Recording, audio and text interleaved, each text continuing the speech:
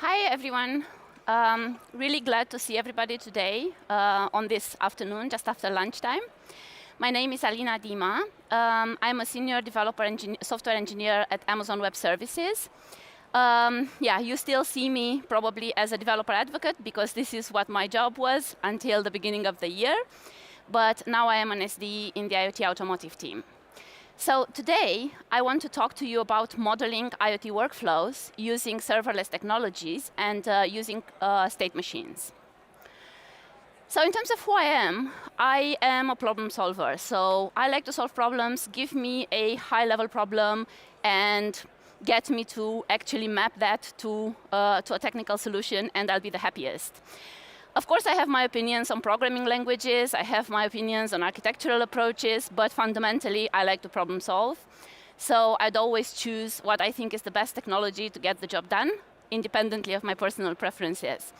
I've got about 20 years of engineering experience. I started off as a Java developer and then moved on to do cloud stuff. I worked in serverless, I worked with IoT, I worked with AWS customers. Some of the things that I'm the proudest of are literally bringing solutions on millions of devices into production. So I'm really happy when I work on production software and I help customers with that. Yeah, so let's see what we're going to talk about today. So at the end of last year, probably some of you might know, there was this post from Rivian saying that they introduced a firmware upgrade on the Rivian cars, which actually messed up the infotainment system. So this was called something like a fat finger firmware update that actually brought infotainment systems to being unused. And an apology came out, followed by a rollback. And I believe it was about 140K vehicles that were affected by this. So, of course, the impact was relatively big. Unofficially, there was more that went wrong than just the infotainment system. The defrosting functionality could not be used, and so on. So, doing operations on millions of devices out there, cars, for example, is not a joke. It is serious business. And we're going to talk about serious business today. So, let's see what's happening with IoT. So we have billions of devices nowadays, and more devices are in progress of being connected. The Internet of Things, hopefully you're all familiar with it. This is about devices out there with customers in fields. We are talking about home automation, we are talking about manufacturing, we are talking about consumer and connectivity, and so on. So there is a proliferation of devices, and with so many devices, some of them being even legacy devices, we also have a proliferation of standards. Sorry about this. We also have a proliferation of standards. So device management is really crucial for IoT devices. Of course, when it comes to IoT, we are talking about managing devices remotely. So it's not often that someone can go with a USB stick to a bunch of devices and do some updates or do some software updates and so on, right? So generally, when you're speaking about device management in IoT, you are fundamentally talking about remote device management. So this happens over the air. Operations on devices are happening over the air. So the requirements from a device management system for IoT devices, it's a little bit different. So this is what we're going to talk about in detail today. So generally, operations that happen on IoT devices or that involve IoT devices can be distributed. So this kind of distributed sets of operations are generally referred to as workflows. So what's important is that IoT devices cannot be bricked, right? So if you do a software update on an IoT device and then your device doesn't work anymore, then it's pretty bloody bad, right? And this is also in, for example, devices that are in your home, right? So I mean, think about your Fire TV device, for example, or think about your Apple TV device, for example. You plug it in, you should have like a seamless mechanism to onboard your device in your home system, and then it should just work, right? And if it doesn't work, then you are just unplugging from power, plugging it in again, and you hope it works, right? So there isn't a lot that customers can actually start when it comes to a bricked IoT device. So ideally, this wouldn't happen. Of course, IoT devices can be in locations with low connectivity. For example, imagine that you have an IoT device in an elevator, literally monitoring the elevator. So this is actually a project that I was working on in the past. So of course, when the elevator goes down to the garage area, the connectivity will be intermittent, right? So if you have a workflow that expects to talk to your IoT device at one point, and your device is temporarily offline, you expect that the workflow will not give up, right? So it will continue to retry. These are kind of things that we're going to talk about today. So the goal of this session is pretty much to understand what kind of workflows involving IoT devices you can have. Also, what are the challenges in managing IoT devices, and how you can actually build, starting from a high-level architecture point of view, all the way into an example implementation, how you can build a workflow with your IoT device. And I'm going to talk specifically about a software update. The solution that I'm proposing is fully serverless, and it is cloud managed and orchestrated. Of course, there are other ways to do things. This is what we're going to talk about today. And of course, I'm going to give you an example of an OTA software update, like I said, and we're going to look at a demo. Hopefully, the demo will also work. So let's get started. Let's start by defining device workflows. What are they? And some examples, right? So when you're talking about IoT device workflows, you can easily map different workflows to the life cycle of an IoT device. So generally, with IoT devices, the first step of the life cycle is the provisioning. So this is where you, either as an OEM or as a service provider for an IoT device, you would basically provision or onboard that device. Sometimes you, of course, have to test the onboarding, but the onboarding experience is only happening when your device is with the customers, right? So this is, think about the example that we were talking about earlier with the Apple TV, right?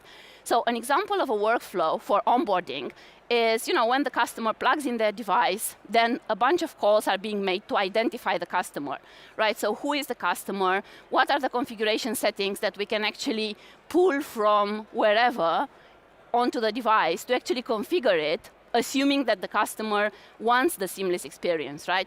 So for example, I don't really feel sometimes like putting my Wi-Fi settings again if I have another Apple device in my home, which actually already knows the Wi-Fi settings, and a few other configuration settings as well, right? So this is known as onboarding, and if you think about it, it actually is a workflow. And it could be a pretty complex workflow, calling multiple other systems that actually have the information about your IoT device. So the initial setup is just one part, right? Then you're talking about the device being in operation. And here you might actually want to pull different apps that run on your device also remotely. And you want to also configure them remotely, for example, start them remotely, stop them remotely if something goes wrong, pull the logs of those devices, and so on and so forth. Data collection is another typical workflow when your devices are in operation, right? So here it's about collecting telemetry from your device. I mean, here I can give the example of cars as well. You get telemetry data from your car in near real time, or you can get it with some delay. You get sensor data, or you get CAN-based data, and so on. So when your device is in operation, you could expect business value-related workflows being executed. Then the next lifecycle step is the maintenance of your device. Here we're talking about, bug fixing. Like, is there some sort of hot security fix that needs to get to your device as fast as possible? Could it be that, for example, you want to do a staggered rollout where the devices in a certain region will get the firmware update first, and the devices in another region will get the firmware update later, only if you validated that your firmware update works. Certificate rotation is also very important. So generally, IoT devices would have unique identities, and they would actually, probably using mutual TLS, ideally using mutual TLS, connect to whatever device management platform you might be talking about. And you might want to rotate these certificates. Of course, rotation of certificates for IoT devices doesn't happen as often as it might happen probably for other, other types of solutions. But of course, generally, OEMs, customers generally decide how often they really want to rotate the certificates. And the mechanism should be in place to facilitate this. Now, decommissioning is something that happens at the end of the life of an IoT device. And it's very important because you don't want devices that are no longer with your customers or no longer functioning to still have customer data on them, right? So you might want to, when you basically retire a device, you might want to wipe out all the configuration settings and so on. So these are different workflow examples mapped to different phases of a device lifecycle. So what do they all have in common? They're complex, right? So you're actually talking about workflows that involve interactions with your device, but also interactions with other systems, right? Sometimes third-party providers of services need to be part of your workflow. They need to be remotely triggered. So here you're talking about a protocol being available that allows remote operations on your devices. The execution is distributed, so some functionality happens on the device itself, some functionality happens on the systems, on the respective systems that are involved in the communication. And because we're talking IoT, it is event-driven in most of the cases. So generally, IoT devices communicate via events, and this sort of communication pattern is what IoT is known for. And you can have, of course, long-running workflows. So imagine having a workflow that involves IoT devices located somewhere running and waking up only when the device sends a certain message, right? So when the device says, hey, I'm ready for a certificate rotation, then your workflow can actually kick off at this particular step in the workflow saying, hey, do a certificate rotation. Because there is complexity, one way to look at this is building it, decomposing it in smaller tasks, right? And this is, I'm trying to bring everybody closer to the concept of state machines. An example of a workflow here with a diagram is a workflow of fault troubleshooting, right? So you select a bunch of devices, you want to enable some sort of deep logging because something really goes fundamentally wrong. You keep the inspection for a while enabled, you get all the data for your logs, you perform your analysis, you store that data, and after a particular period of time, you simply disable the logging, and your devices go back to not logging anymore, because your troubleshooting is over, right? So you can imagine building such a workflow by splitting into multiple tasks. So what are the challenges? We spoke a little bit about some of the challenges, but I think reliability is one of the most important ones, right? So IoT devices are sometimes small, right? Tiny devices, microcontrollers, sometimes bigger gateways, but also the risk is really big. So when you put fat logic on your IoT device, making the device needing to talk to third-party systems and so on, you are responsible for implementing retries. You are responsible for error handling. You are responsible to make sure that whatever happens on your device doesn't break the device, right? So, it wouldn't be good if some messy logic on your IoT device would make the device restart every X number of seconds or minutes. That's not good. So reliability is key here. Visibility and observability is also important. And here I'm talking not so much about what's happening with one IoT device. I'm talking about what happens to your entire fleet, right? So let's say you have a firmware update process going on, I don't know, 10 million devices. You care about what happens on one device, but you care very much about what happens to your overall fleet. So that's why putting in place observability and implementing your workflow solution in a way that you actually can put observability at task level, but at workflow level as well, is really important. When you build a solution for IoT devices, generally, as an OEM or as a service provider, you care a lot about flexibility and expressiveness in your solution. If you bring a new model into your fleet, you don't want to build the entire device management platform again just for one model. So when you architect your solution, you need to think about this. And we are going to go through some options in a minute. Excuse me. So navigating complexity is an interesting point because you have the complexities of building a distributed system and also the complexities of IoT, right? Different device management protocols that you need to build for, different device models that you need to build for. But also what happens with events. Do you care about event deduplication or do you not care about that? Do you care about the quality of service in your solution or do you not care about that? So these are all complexities that you need to deal with when you're building the solution.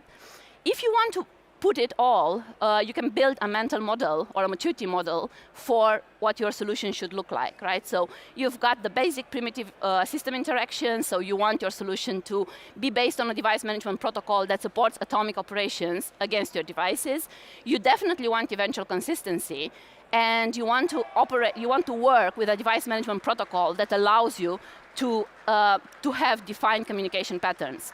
What I mean by this is, you can choose between request response, like the HTTP style, or you can actually go for asynchronous messaging, or you can go for event-driven architectures and event-driven protocols. But the important thing is that you always know the request and response patterns, and also the SLAs of whatever device management protocol you're using, right? But to go a step up, aggregation is also really important. So on top of the basic operations you perform on your IoT devices, you also want to be able to manage them as a workflow. And you want that workflow to be explicitly defined. This is really important, especially when you're trying to troubleshoot. Flexibility is something we talked about. So flexibility would come at the next level, right, at the aggregation level. And then, of course, runtime management and workflow management at scale are also important. So you don't want to rebuild your entire workflow if you want to add an extra step in your workflow. The intelligence is something that, again, comes on top in your maturity model. This is about observability. This is about success and failure of entire workflows on sets of devices. This is about running workflows concurrently, right? So how many workflow executions do you want your system to be able to run at the same time? How many different workflows do you need to perform on your IoT devices or involving your IoT devices at once? And of course, exposing metrics is something that's also really important, right? So you really want to know percentage of failure in your fleet. You also want to know how much, for example, of your fleet is offline at a particular point of time, and it couldn't even run the workflow, right? So if you group your expectations before starting with your solution implementation, this is going to help understanding what solution you want to go for. So let's look at different approaches, right? So here, I'm going to walk you through a bunch of different architecture patterns for something like this. And the criteria of differentiating is where does the workflow run, and who or what, to be more precise, actually owns and drives the workflow. And then, of course, there is also the nature of the workflow manifestation, right? So is the workflow embedded in your system, whereby you know it's a workflow by looking at the code because you are the one who built it, but actually the reality is that it's not using an explicit workflow definition. So it's pretty much like an architect thought about building the system that way, and the documentation is somewhere in the wiki, but in the code, it actually just looks probably like a bunch of microservices, and you wouldn't be able to actually tell that it's a workflow. So that's the difference between externalized versus embedded. And based on this, I'm going to walk through 3 different design approaches. So we've got a device-driven workflow. Then we're going to talk about an embedded but cloud-managed workflow. And eventually, we are going to talk about an externalized cloud-managed workflow. And really, the last one is the one that the demo is going to outline in more detail. So how would a device-driven workflow look like? So if you see here, OK, my pointer does not work, but if you see on the top side, there is a job processing and scheduling module, right? So this is going to schedule your jobs just like a normal scheduler, and then you're going to have a device management service or component simply doing, it's a very lightweight component, simply saying, hey, start workflow. It's like a one operation, and then the device is going to do all the work it needs to do, interact with other systems, talk to store data internally, do authentication calls, authorization calls, and so on and so forth, right?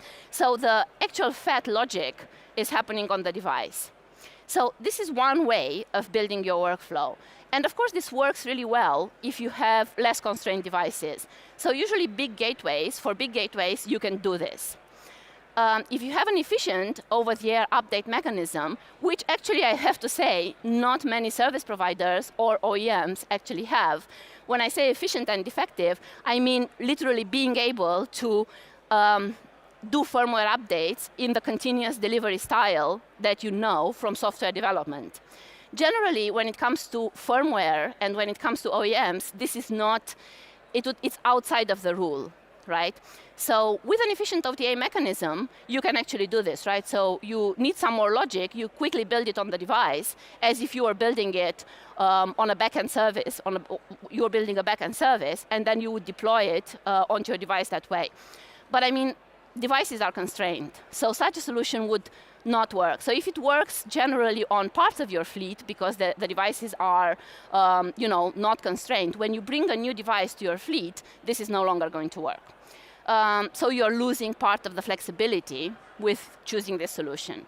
And of course, when it comes to interacting with other systems, you have the SLAs, you have the rate limiting, you need to manage exponential backoffs and SLAs and so on. So this might work.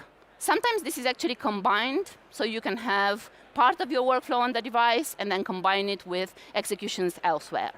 It's one way of looking at this.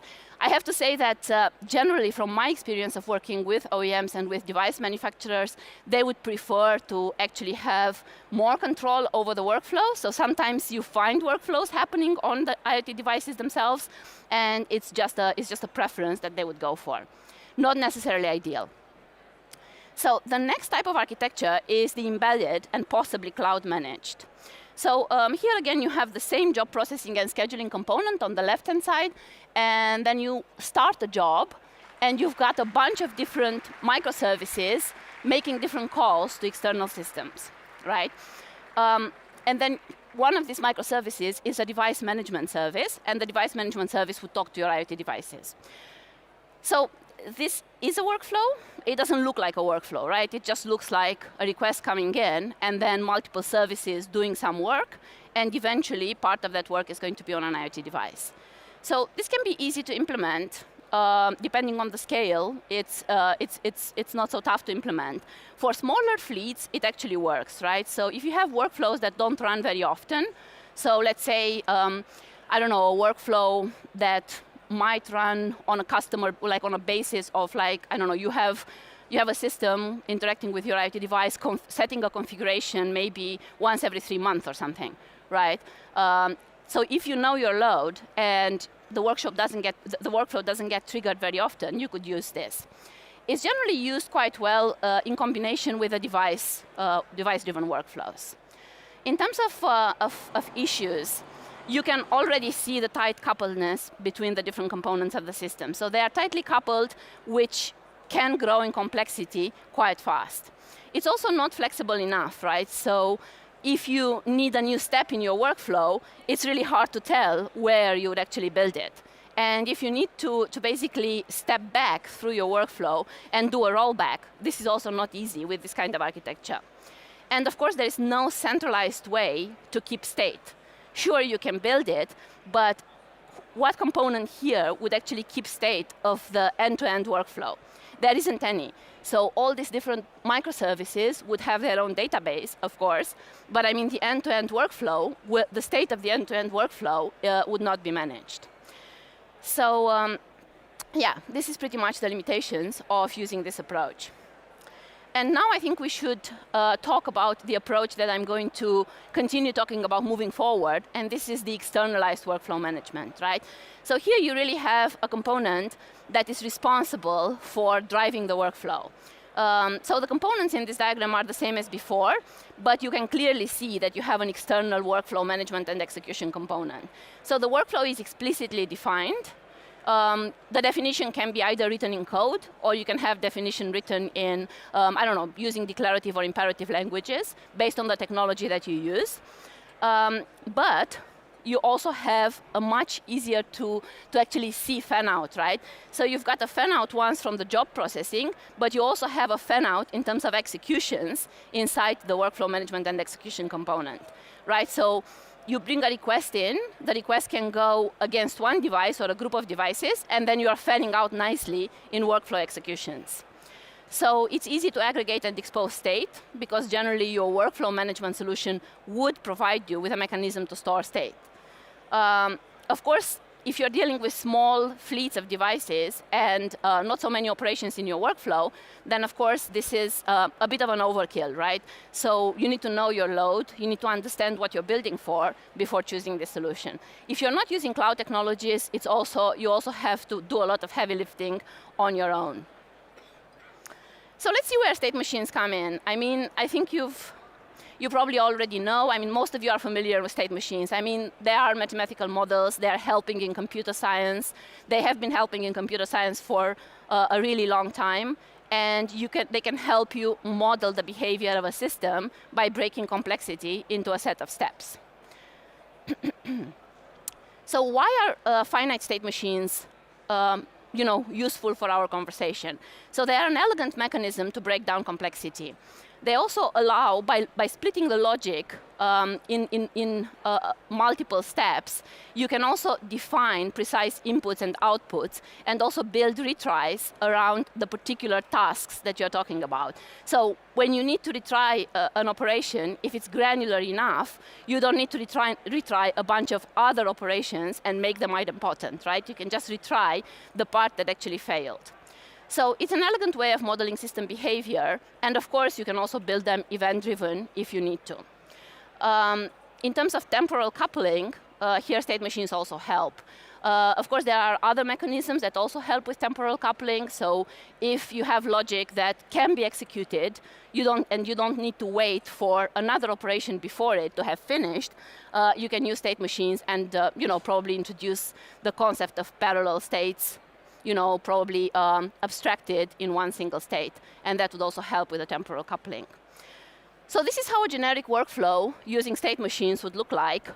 When you see the two parallel tasks, you can imagine them as one task, and behind the scenes, it is abstracted into two tasks, right, or multiple parallel tasks. And the business logic then, interaction from every task with a particular business logic or external service, and so on. And of course, the important aspect here is that you've got a workflow definition, and then you also have workflow executions, and an orchestrator component that manages the start of the execution, the initiation of state tracking, and so on and so forth, right? So pretty much every workflow management solution would have these components in a shape or form. I mean, step functions, it's something that you will see in the demo later, but step functions is an example of such technology that you can use for workflow management. So now let's talk about firmware updates, right? So this is the example that I want to actually bring forward.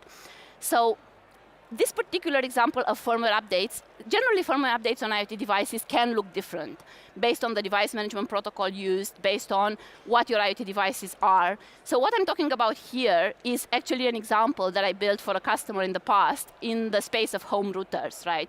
So home routers, telco devices located in your home, they appear less complex than they actually are. So let's talk about the firmware updates applied to home routers. So generally, the way home routers do firmware updates is that on the device, there are two partitions. So there is a partition that holds the old image, and then a partition where the new image is going to get downloaded on. When the device boots up, it tries to boot up on the new partition with a new image, and if it fails, then it goes back to the working partition. So this is the redundant A/B switching that I'm talking about here.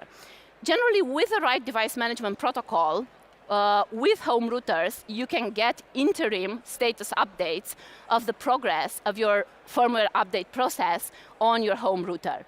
So basically, from a simplistic operator view, you start the firmware update, then you get the current version. Is the current version different than the version you want on your IoT device? If yes, then send the download operation and then verify the success, right? From the system view, it's the same thing, right? So you get the firmware update request, you validate the device information, you validate the requested firmware, you validate the permissions, and then you send the firmware update operation to your device, and then you process the device response. In terms of modeling this as a state machine, this is how it would look like, right? So again here, we are operating under the assumption that the router would actually send events to basically say, hey, I have finished transferring the new firmware, or hey, I have finished the download operation, or hey, I am waiting for the boot event, right? So you have three states that can run in parallel doing the validation. Then afterwards, you do the operation to actually to push the firmware update request, and then you go into three waiting states, waiting for the events that come back from your devices, saying, hey, the transfer was done, or hey, the download was done, or hey, the boot event is successful. And you stop this flow when you know that your device has booted into the correct firmware image. If not, if you're successful, then then your state machine goes into a success state, and if not, it goes into a failed state. So let's see how we can implement something like this, right? So for the implementation, and there is a GitHub repository behind this that you can actually have a look in your private time. For implementation here, I've been using IoT technologies, right? So I've been using AWS IoT, the MQTT broker, so IoT Core, and AWS IoT device management, meaning jobs. For workflow management and execution, like I said, I've used step functions, but here, of course, we also have other technologies to use. Temporal is an example, so they have a good, also open source, workflow solution, and they're also here, so you can visit them and get some more information. For the IoT devices, I've used a simulator, so I am simulating a device management protocol called TR369, used for telco devices. This is not so relevant for our solution, but in any case, this is the device management part. And of course, for asynchronous messaging, there is SNS. So in terms of the design considerations, the three components we were talking about, all decoupled, I mean, basic domain-driven design you're all familiar with. If you need to replace one of these components, for example, I don't want to use step functions for the workflow management, I want to replace that component, you don't need to build your entire system again, right? So this is just basic domain-driven design. The architecture of what you're going to see with AWS in the demo is pretty much an entry into the system. So you've got a Lambda function that triggers a firmware update operation, right? So after the Lambda function is invoked, you pop a message on an MQTT topic, say, hey, start the workflow. This starts an IoT job, and the IoT job will pop a message onto an SNS topic telling the workflow to actually start, right? With the workflow starting, basically step functions would start, and based on the number of devices that you're targeting, because you can target either one device or you can target a group of devices, you would fan out with the executions of your step function, right? So everything is, that's why we are popping messages onto SNS, because we want this kind of event-driven architecture that can scale. And eventually, during your workflow, at one point, the device management component would be called saying, hey, pop a message on an IoT topic for my IoT device to pick it up and start the execution. And this is what you can see on the downside of the diagram, right? So that's the entire flow of communication with your IoT device. And the way back is also event-driven and asynchronous. So when your device is basically ready and wants to communicate that finished the download, it will pop a message on the response MQTT topic, which will be again picked up by Lambda, pushed onto SNS, and then basically the workflow would pick it up, and it would terminate any kind of waiting states that are happening in the step function execution. And of course, the loop would be terminated back into IoT jobs if the job is successful or if the job is failed. Right, so there is a lot to say about this diagram and a lot of information here, but like I said, it is available on GitHub, so you can have a look at that and also, message me if you have questions. I'm going to go straight to the demo now because we don't have a lot of time left. So hopefully, the internet is powerful enough. So what I'm going to show you in the demo is probably we're going to take about 50 IoT device simulators that I'm going to start on an EC2 instance, and they're all running this agent implementation that I was talking to you about. So this agent is really dumb. When it receives a request from the cloud, it will basically prep the message to respond, and it will just publish the response message for each of the messages on the MQTT topic. But what I really want to show with this demo is how this works at scale. Of course, we're not going to kick off 50,000 containers now, but 50, I think, is something that we can do, right? So let's do this. Right, so I'm going to go to the component, to the device agent component. And you can see here that there is a run script. So we can look at this run script. I mean, I wanted to actually show 100, but let's let's do 50, because I think we don't have a lot of time. So this is just like, it's really dumb, right? So it's just doing Docker run for 50 of this agent, and it's making sure that when the agent actually stops, it will be restarted automatically and so on, right? So yeah, let's start 50 of these.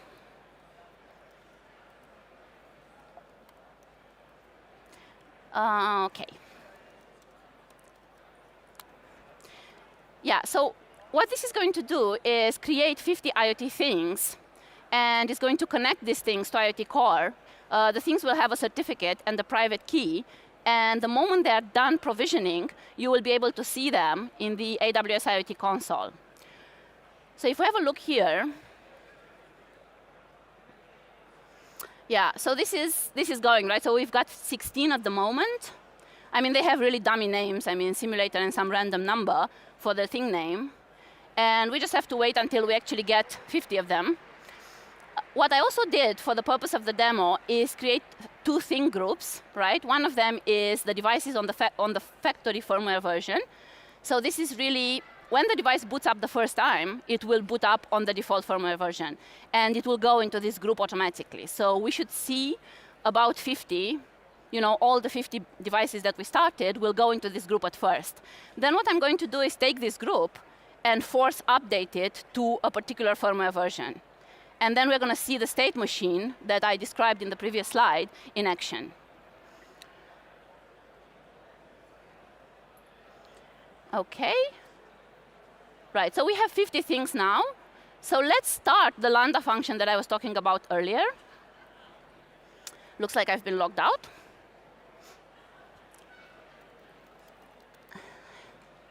Yeah, so this Lambda function is taking a really pretty dummy payload. Let's look at the test event. Yeah, so this is going to take a really dummy payload. And the only thing it's going to do is pop a message onto an SNS topic saying, hey, start the state machine. So it's going to say, this is the firmware version I want the devices to update to. The update trigger is manual, because I'm basically pressing the test button for a Lambda function. And the target arm is the thing group target arm. So basically target all devices on the factory firmware version and give them the update to version 1.2.3. So let's do this and see what happens. This should terminate in about 2 seconds. Yeah, exactly, because this hasn't really done anything. So if we now look at our state machine,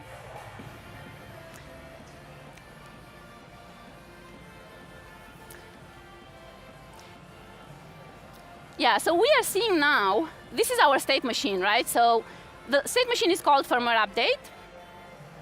And we are seeing, let's go for the last half an hour. Last 15 minutes is good too. So we are seeing the 50 executions that I've basically just triggered of the state machine. And some of them are still running because there are some retries, there are some service limits for the control plane of IoT Core, which is about 10 requests, and so on. So that's why the state machine has retries in place to retry if a call fails. But eventually, hopefully all of them are going to succeed, right? So let's see this one, which is still running. Let's take it as an example. So we can see here that the start download operation is still waiting, but you can see the progress, basically, of the state machine. You can see it in near real time, I would say. And once the device is basically sending back the messages saying, hey, I finished, then you will see how the state machine will also terminate successfully. Now, of course, we can also, if we have a look in the logs, for example,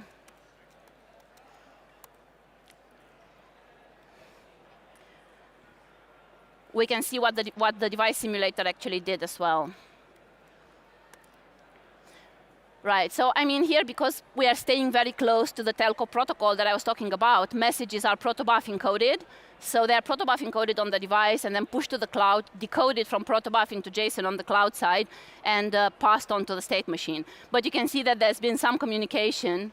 Like these are the events that we're talking about, right? Send transfer complete, send operation complete, send the boot event. And the boot event is basically when the device says, hey, I'm done, right? So the nice thing about using this solution is that you also get visibility. Let's see what happened. Yeah, so they're all succeeded, right? So you can also leverage other AWS services like CloudWatch logs, for example, to get some visibility into what happened and at what point in your solution. So before we finish, there is one more thing that I would like to mention.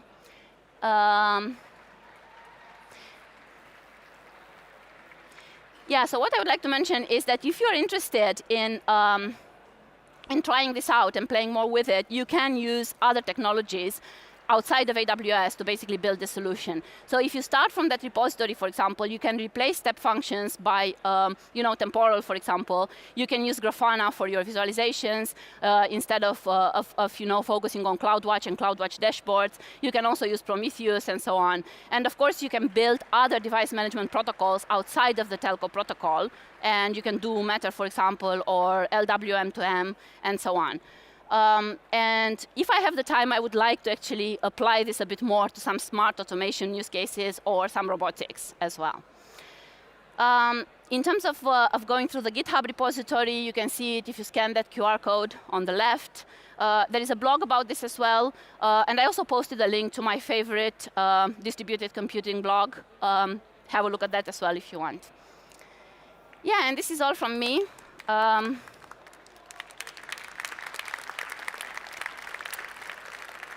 If you want to get in touch, connect with me on LinkedIn. And if you have questions, I'm around.